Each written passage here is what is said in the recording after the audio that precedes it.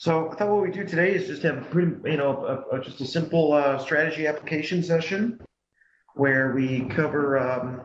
But when we look at every market, we'll cover kind of three things. Obviously, we're going to cover strategy. So we'll look for buying and selling opportunities in these markets, entries, stops, and targets based on our supply-demand rule-based strategy. And when we go to a different market, we'll start out with the bigger picture opportunity, and then we'll zoom in and look for a smaller time frame opportunity as well. That way, we'll focus on that income and wealth. And let's begin. Why don't we begin with the dollar, if that's okay? And I can go to any market you want to go to. I'll cover all the big ones. I think we'll have time. So we're looking at a 60-minute chart of the dollar, and we can see price has rallied up to a fresh supply zone. Well, it's not fresh as of the last few hours, but very nice level. Right, strong odds enhancers with this one. It will score out very high with our odds enhancers. With another level sitting just above it, rally-based drop. Price is sitting up here with not a whole bunch of demand below, so on a smaller time frame, you'll see some demand, but the dollar could fall from this area.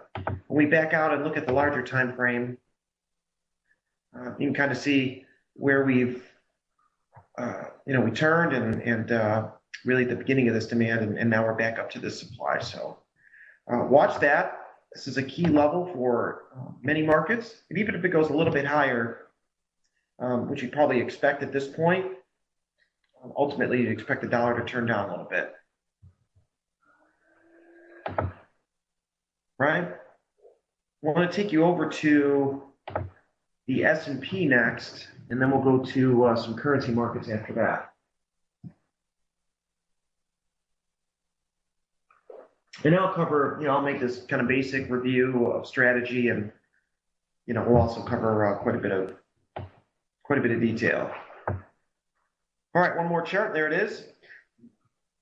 So it's a great day to look at the S&P. I know it's a holiday here in the United States, but if we start with the larger time frame, right? Maybe this daily chart, you can see we've had a lot of sideways kind of whippy trading action. Why whippy trading action? With very little demand below, as seen on the daily. That's one clue that we need to watch for lower prices, at least in the near term. When we take a kind of an X-ray snapshot of that on a 4-hour chart, the 4-hour chart certainly supports what we see on the larger time frames. Right? It's almost like you have, and as you go smaller and smaller in these time frames, you see we have multiple levels sitting on top of each other. You can see down here in the 60. What we're kind of rallying into, just a little bit higher. Not there yet. So remember, there's always two things. It's where our price is going to turn and where our price is going to go.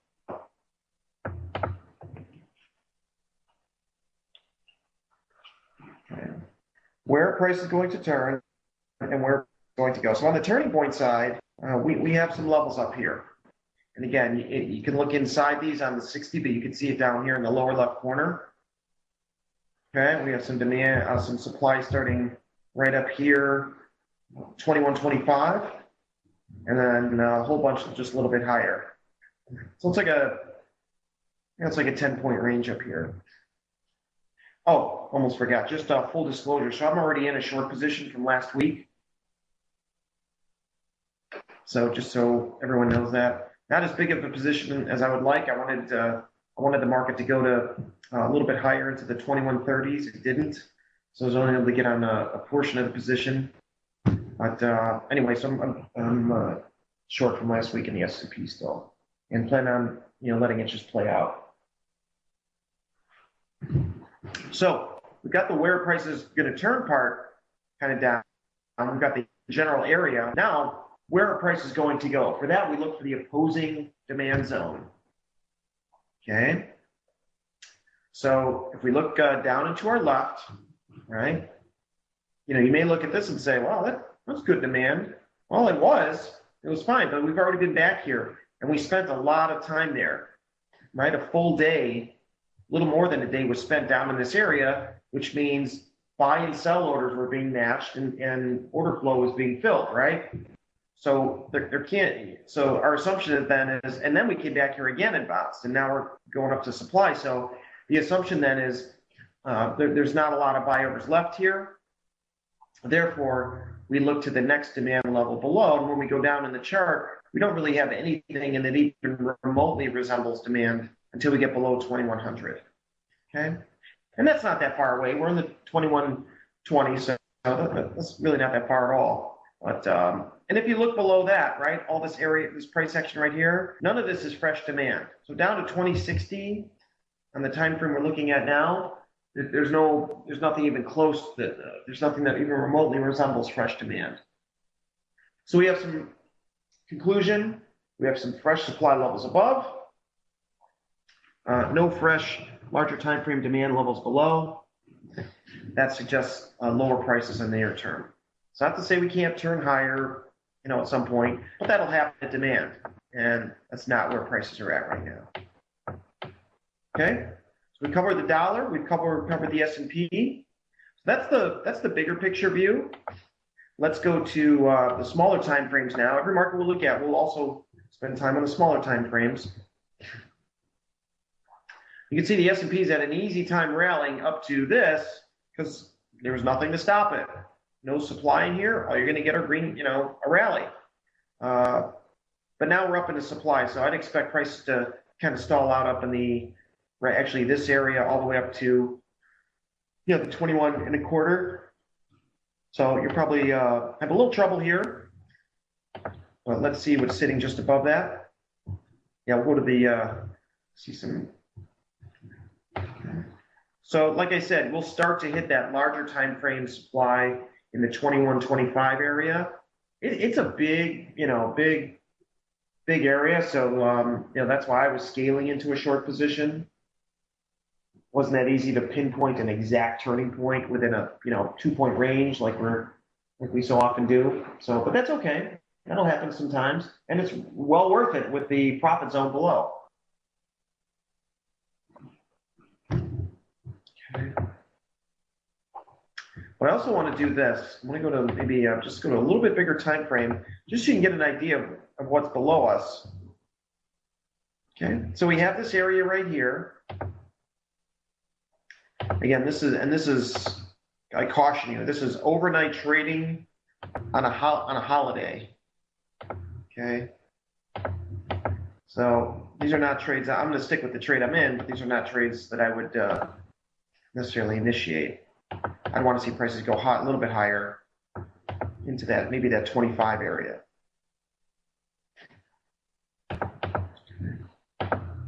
I don't think where I'm drawing these lines right now, I don't think there's a big institution sitting there.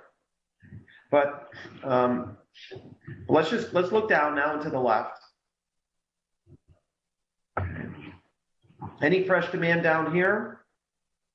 No, right? Now we go below 2116. Okay.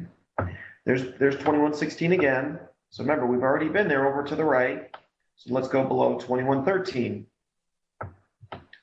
2113. Now when we look down, here's more price action. Right here. 2112. So this area right here is something we would look at.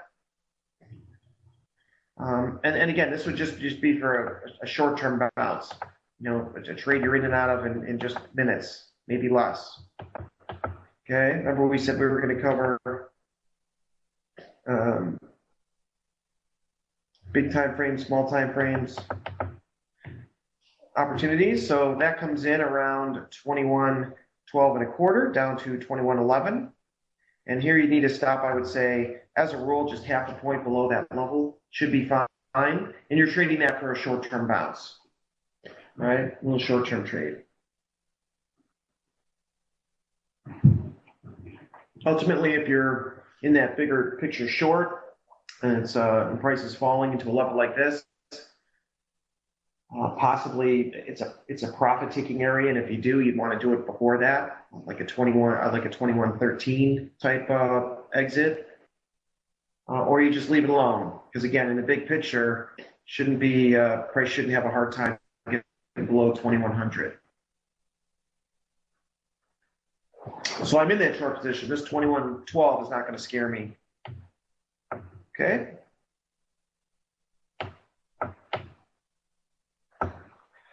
So we'll leave that one alone. And why don't we go over to let's go over to the euro. Just you wanted that. Oh, there's a request for NASDAQ. Yeah, how about if there's time at the end, we'll look at the NASDAQ, because it's pretty much the same market as the S&P. Daniel, no. In fact, I love trading the European Open, especially in the DAX and the FDSX and the Bund. Yeah, I love trading those markets with strategy. I find they're all going to work the same, but you just have less competition there. Okay. But yeah, if sticking with the U.S. session is working well for you, then just stay there. There might be other things going on during the European session that you're looking at too, or I'm not sure.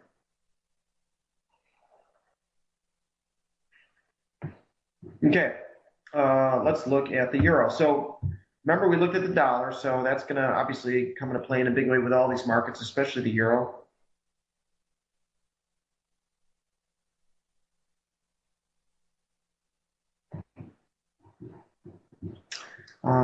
Let's go to, let's start with the larger time frame.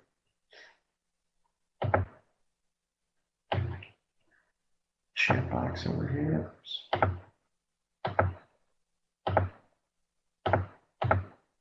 Okay, not a whole lot to look at on the weekly, but we did hit this level right here. Remember, we had this in last time. Yeah, it did. It hit this, this big supply zone up here.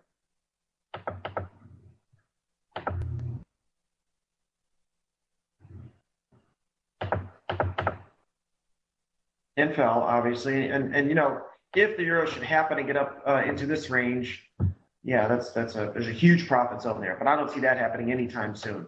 What you want to look at is, how deep did prices go into this level on that first retracement? And it was probably went in a little bit less than halfway, but it did turn up in the meat of the area, okay, and fell pretty hard.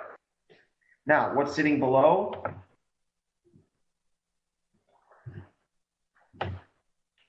Okay, remember, when we look to the left, we're going to have to go down to a daily chart, because on the weekly chart, is there anything to stop the euro from falling? Now, when we look on the weekly chart, let me do it this way. All right, I'm sure most of you have looked at this already, so I'll be quick. So we put a line in there. We just want to scroll left and see what we're looking at. Okay. You're going to see a little bit of demand on the daily in this area, so let's take a look. And that's why prices turn there. But we've already been back there once. So now I just want to change this chart to a daily so I can keep those lines. So let's do that.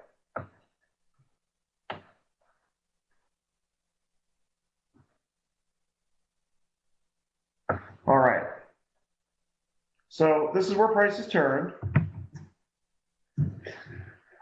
Now, when we look just below, we do have a couple of levels sitting just below.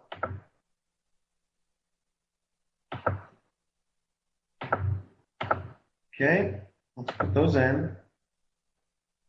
But again, we're covering every market we're going to look at today. We'll cover the larger time frame first, and then we'll move down and set up some short-term trading opportunities.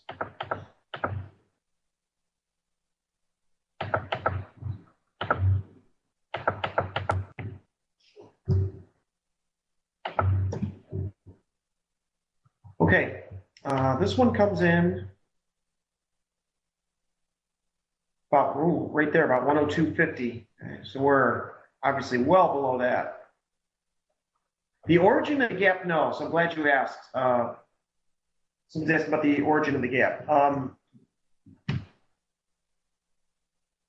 Typically, a lot of people, the retail trader focuses on gaps. They read trading books and look at internet trading information, and that you buy the gap fill or sell the gap fill. But what you see over time is that strategy doesn't work for people. So what we do in Online Trading Academy is we want to focus on where the fresh supply and demand levels are. And one of the really nice setups is around gaps. So when you see a gap up like you have here, what you want to do is find the nearest fresh demand area of demand below that gap. Okay. And we see opportunities like this all the time in other markets. What will typically happen, you'll see a lot of retail traders come in and buy right at that gap price, whatever that gap price is right there. Look at that, it happens to be 103 even, right? So you'll see a lot of retail buyers come in, buying there, and then where do they put their stop? Well, they do exactly what the trading book says, or the seminar they just took, and they put their sell stop just below it, right here. Well, price comes down, they buy at the gap fill like the book tells them to do, or conventional technical analysis tells them to do, then they put their stop just below it. Prices go lower, triggering their sell stops. Okay, now their sell stops are being triggered, right? Because we know most retail traders lose. Who's the buyer filling their sell stops? Who's the buyer filling the sell stop? Who's on the other side of that trade?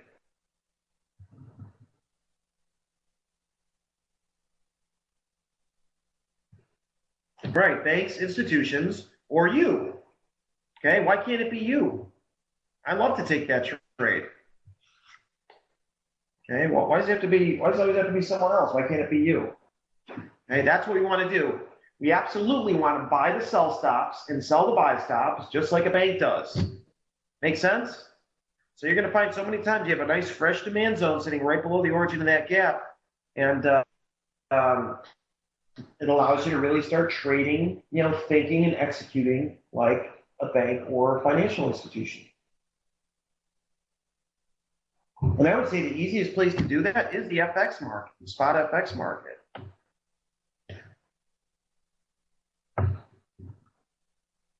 Okay, so I think that's there you have the larger time frame. Let's go back to the weekly, and you'll see all these levels on one screen. Ooh, there you go. Does that work for everybody? I love those areas right there. I think over the next, the chart is telling us over the next, a little bit of time here, prices should be contained inside those areas. Now, when we go to look at small time frame setups, you'll see there are some levels that are much, much closer on both sides of the market. Okay, let's do that. So there we go.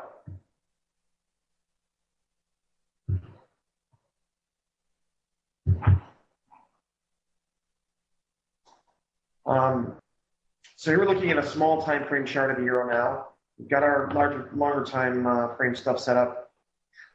And on the supply side, actually I kind of lied to you. There really isn't too much here. Not until we go quite a bit higher, right?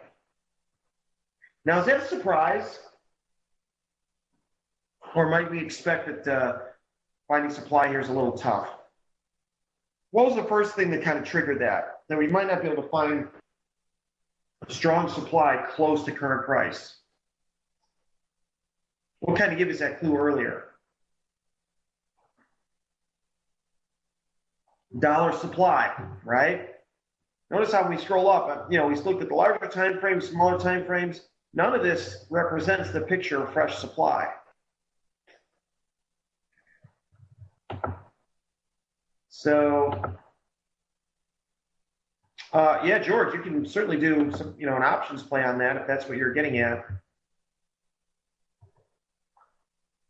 Okay, we don't have a ton of supply above current price, but we also don't have a ton of demand either. So, but what we would do is look to let something develop, And here you go. Here's what we'll set up. So you see all this kind of cluster of activity here? What we want to do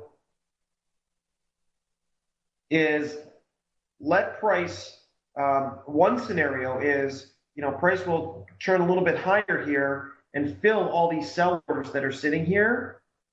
And the goal is the price doesn't decline too much right here. The price just kind of stays sideways to higher here, and we need price to go a little bit higher, because then what we'll be left with is a couple of nice little demand zones here, all right, especially like right in there. And then there's one sitting just below. Okay, and then you've got this little area below here. But again, for this to be, we need price to go higher first. You could get a little bounce here, but I'm not looking for a little bounce. I'm looking for, we need price to go higher to open up a profit zone. Okay, which didn't happen. So remember, this only becomes a demand zone once you take out this supply, and that's why we're disciplined and wait. See what's happening here? That's why you just don't buy it. You need this supply to be gone first. Ultimately, in the big picture, yes, we expect prices to go lower, right? We're bearish. We're bearish the euro, just like we're bearish gold, but that's in the big picture. Bearish S&P, bearish gold, and euro, big picture.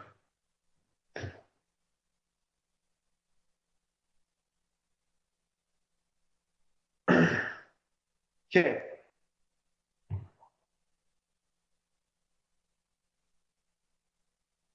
Yeah, no, I wouldn't worry much about that area down there. I see your note up there. So yeah, bigger time frame. I think we're perfectly set here. You play these two areas. Unfortunately, we're not close to either one of them. On the smaller time frame, we don't have anything at the moment. So let's not spend too much time here. That's okay. That's the beauty of trading, right? Just move on to the next market.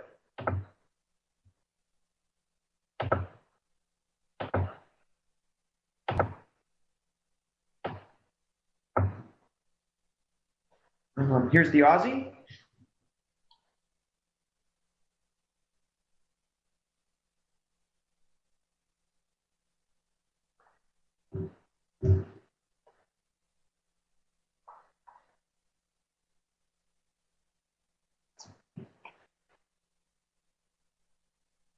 Okay. All right, let's take a look.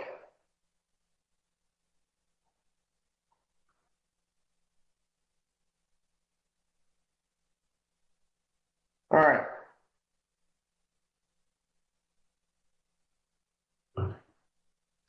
Let's start larger time frame. We'll move a little bit quicker with the Aussie.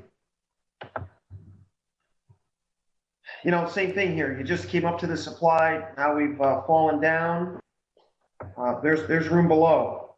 You see how there's, again, on the weekly, there's two big picture levels, fresh levels above. And when we look in this below, you don't have that same type of fresh demand below. Does that make sense? So big picture, we're seeing,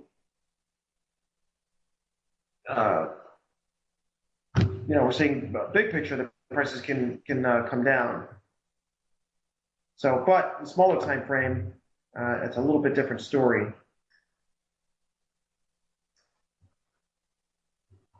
Let's go much smaller.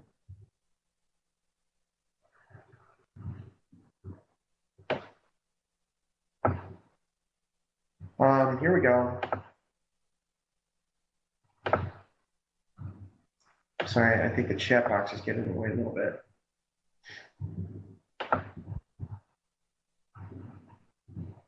What I wanted to point out was you just had, you see how price just rallied just a little bit ago, 20 minutes ago, right into this nice supply zone. Now price is falling. Do we see any demand below current price on this chart? No. So let's go down to a smaller time frame. Again, you had a nice level there. We still don't see any fresh demand that's close. There is demand down there, but it's not close.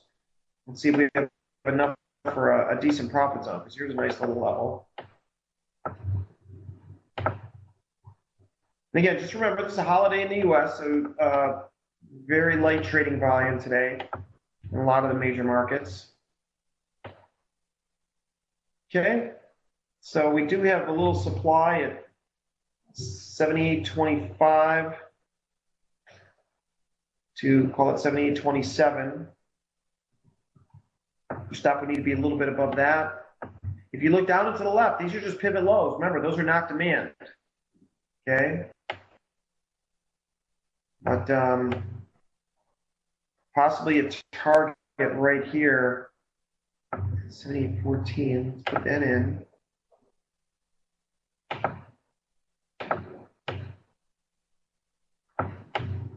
And I'm doing it. Why the reason for the target there? Because we always want to get out before the opposing zone, not at the opposing area, before the opposing area.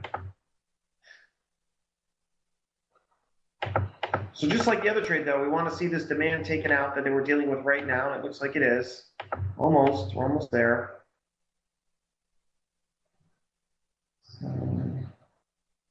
Okay.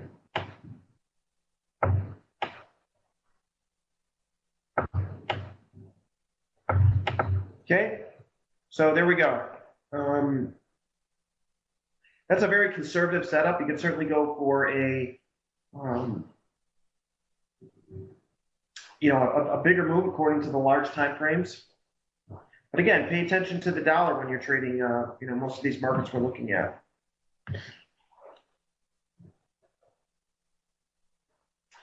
Yeah, pivot lows. Yeah, Joe. So definitely if you get a chance, watch some of the other videos. There's a clear explanation why.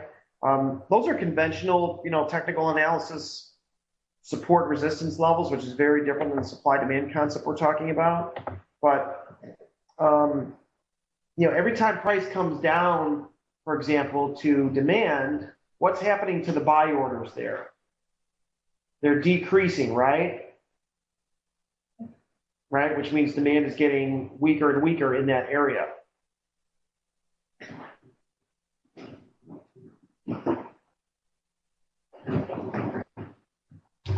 Right, so, and that's what pivot lows are. They're moves into those areas. Okay. Let's move on to the yen. The yen long term is going to be, I don't know that we're going to have that much to say about it just because it's been in this, multi-month range up here. But let's take a look. What would be nice is if we got out of this range, and we're pretty close to doing that. So let's spend a little more time here. I remember what we're talking about now reminded me of a conversation we were having around a chart that looked similar to this years ago. I don't know if any of you were with me in the XLT years ago when I'll show you. Back in 08, were any of you with me back then? Same kind of conversation we're having here, and we really spent time on it. We said, there's tons of room for this market to fall. We certainly didn't think this entire move was going to happen, but we planned on about 3/4 of it. So those are, those come along like twice in a lifetime, right? But let's go back to the yen. What we want to do is see, let's see what's above. If we get above that range, what's sitting over here to the left. Just a second and the chart will catch up.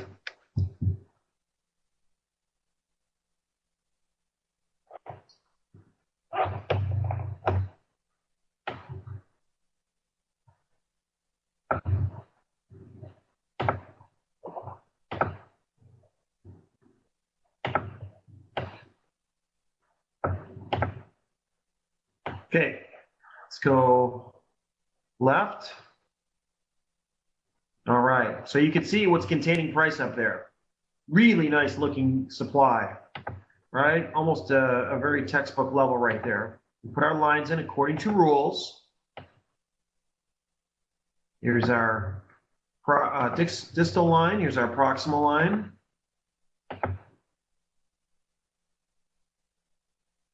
That's right, Delphin. So here's a nice chance to re-enter that then, right? I love the yen. I don't know if you know, but the yen is the market I started trading with in the early days. I traded the yen for probably a couple of years before I even thought of trading anything else, just because I was in front of the yen pit at the CME. So let's go left or right. Ah, you're right, because of this. So in one chance to re-enter. What would be nice is, so we've hit this level a couple times in the past few months, Kurt, right? Um,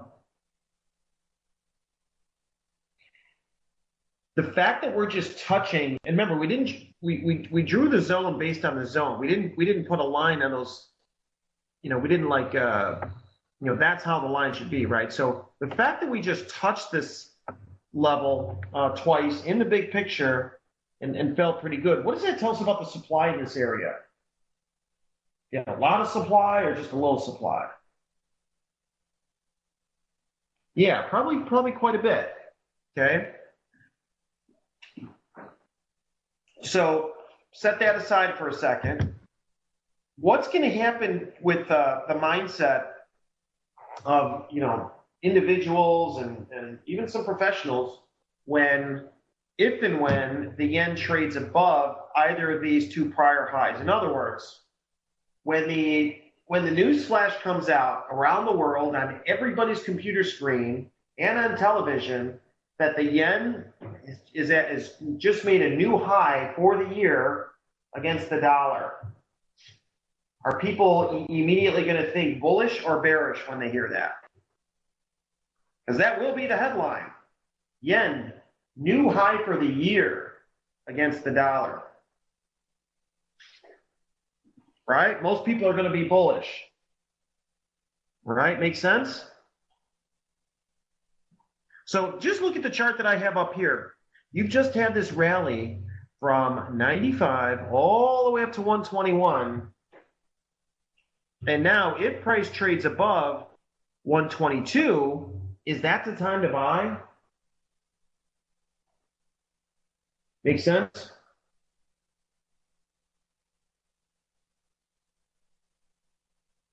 That's like saying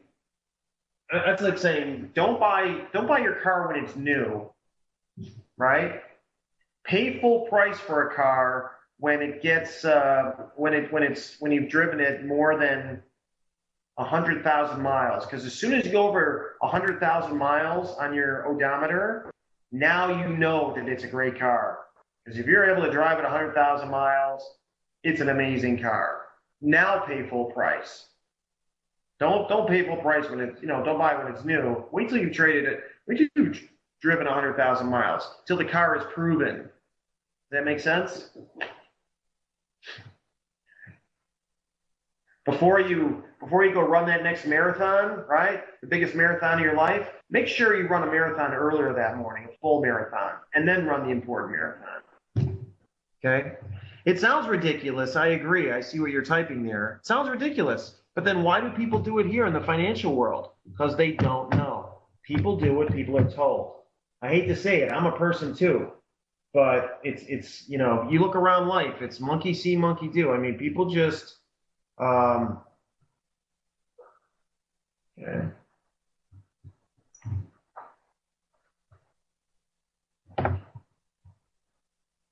Okay. Anyway, and I think my price was up. So we're talking 122. So let's do this. Let's leave this one alone because I'm not comfortable. Well, let me just say one more thing. So look at the weekly chart as I have it here. If you read the trading books, where should you be selling short? Now think of one of the most popular chart patterns out there, the double top and double bottom, right? So where should you really, now let's say this high is 120, let's just say this high is 122. Where should you be selling short? What price, according to the books? According to conventional technical analysis, right? Technical analysis, like the Bible of technical analysis. Where do you sell short? What price? 122, exactly, George. Just, that's the rule that's in all the books and all over the internet. So you sell short at 122, where's your buy stop? Where should you be buying?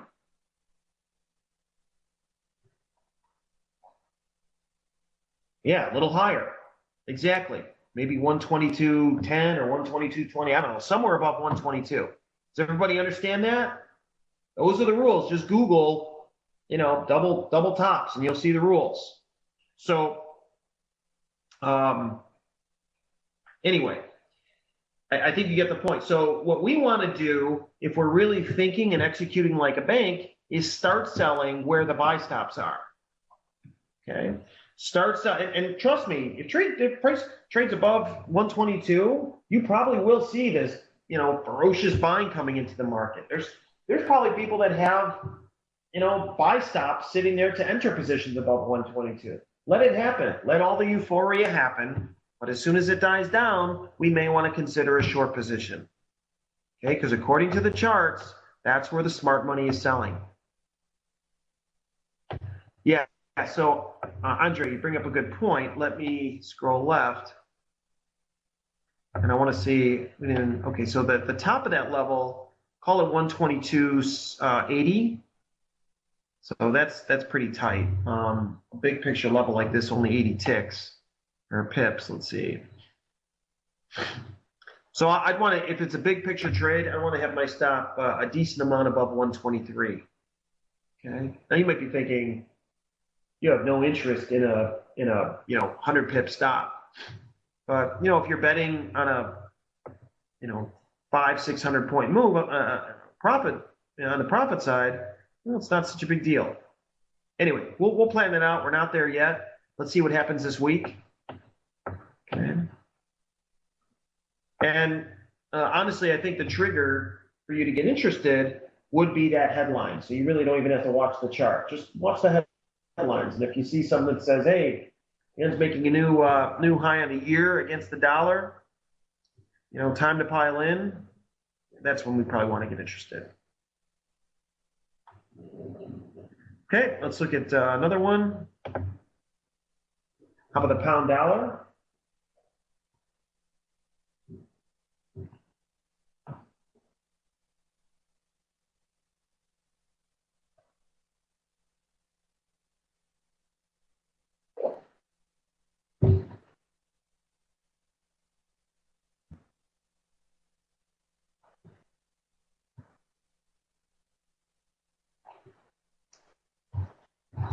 All right, let's take a look. I'm going to skip down to a little bit smaller time frames because even on the daily, you don't really have any, demand until way down there. But that's not even worth talking about at this point. Why don't we start small time frame? We're going to have kind of a hard time here. Let's see. Again, not every market you look at is you're gonna have opportunity sitting right in front of you.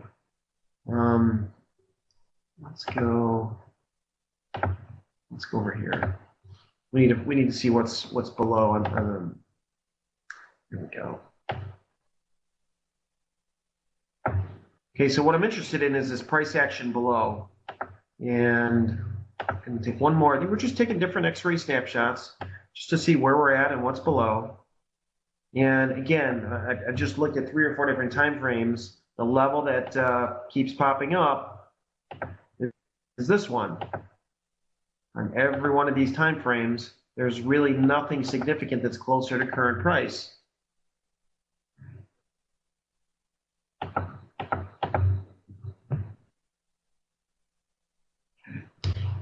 Where's supply though? Do we have any supply? So here's the level for the pound. Now, if you can afford it, you'd want to get your stop above the rally-based drop up there, but that's kind of a big one. I prefer the shorter time frame positions, Francisco. I prefer in the futures by far. But if it's bigger picture stuff, like half the things we're looking at today, spot market's totally fine.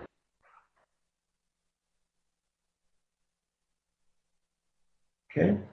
So pound has some nice small time frame levels above and below, and these aren't that small time frame, but so I would be very careful trading the pound in here unless a new level develops, which it certainly can.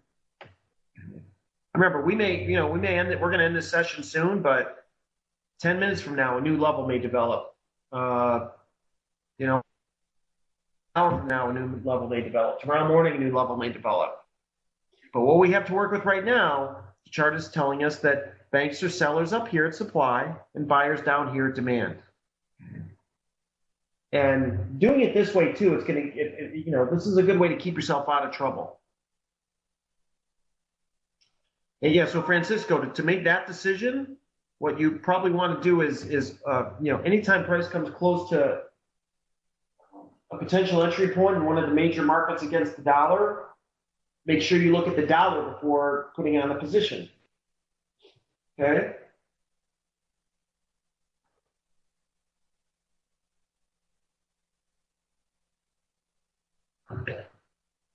Yeah, no, this one's okay. What you don't want to see is, remember those examples we looked at last time. You don't want to see prices trading above and below this level with ease, okay, prior to that.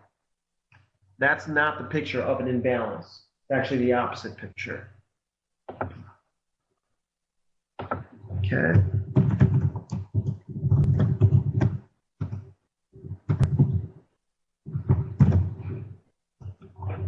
All right, there's my email address, sseiden@tradingacademy.com. I think we have some good levels to take a look at. You've got the S&P, the dollar, the euro, that yen, if it gets above 122. We've got we have a nice level above and below in the pound. Really nice levels today, plenty of opportunity. Let's just be sure and patience and discipline are what we need to take it from here after doing the analysis, right? So there's my email address. If you have any questions, if you're struggling to achieve your trading and financial goals, just shoot me an email. We'll see if we can work through it. Other than that, have a great Monday and rest of the week. And I think I'll see you again later this week. I think. I could be wrong, but I think we have another session a little bit later this week. All right. Have a great day, everybody. Thanks.